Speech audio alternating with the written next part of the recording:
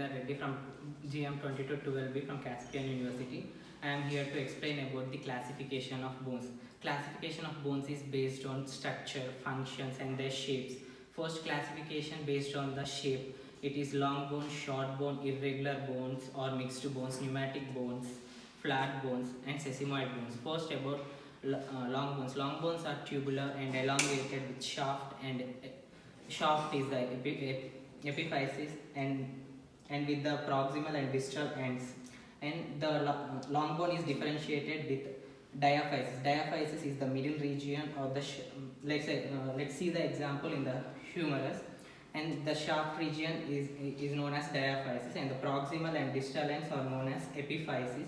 The region between epiphysis and diaphysis is the metaphysis, and there is an epiphyseal line that is present in the metaphysis region, and this epiphyseal line is the region where the bone continues to grow. And examples are humerus, femur and so on. And short bones are cuneiform, cuboid and etc. Mostly these bones are present in ankle and wrist, carpals and tarsals. And then go with irregular or the mixed bones. Mixed bones, it is the combination of different types of bones, as we see in vertebrae, cervical, thorax, and lumbar, and in hip, ilium, ischium and pubis. And then go with pneumatic bones, flat bones. Flat bones are the shallow plate-like structures, as we see in the scapula and sternum. And classification based on the region is axial skeleton and appendicular skeleton. And axial skeleton we have skull, thoracic cage and vertebrae, and appendicular skeleton we have upper limbs and lower limbs. And based on the structure we have macroscopically and microscopically. Macroscopically is divided into two types. One is compact and another is the cancellous bones. Cancellous bone is also known as spongy bone, and in spongy bones it is a light structure, and it is present with the medullary cavities. And in compact bone it is a dense structure, and it does not have any medullary cavities. And then another topic is ossification. Ossification is where the bone tissues helps to form the ossifies or being formed the new bones.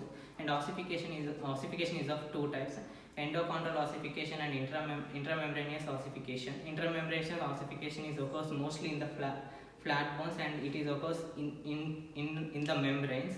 And here it is in the steps like mesenchymal cells or undifferentiated connective cells will release the osteoblasts. These osteoblasts are the bone forming cells.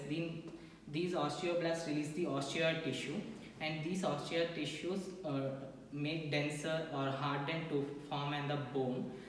And then when we go with the mesochondrial ossification or intracartilaginous ossification, it is this is a precursor of the cartilaginous model. Here the cartilaginous model is the precursor, and the blood vessels which enters into the cartilaginous brings the osteoblast, and this osteoblast creates the medullary cavity and hardens the bones, and this mostly occurs in the cartilaginous region.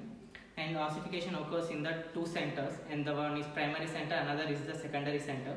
Primary center is before the birth. It almost starts at the 8th week of the intrauterine life, and secondary center is after the birth, and it starts at the puberty. And in secondary center the bone ossification starts at the puberty and end at the age of 25 in all of the human beings. And after the age of 25 there is no more growth. Thank you.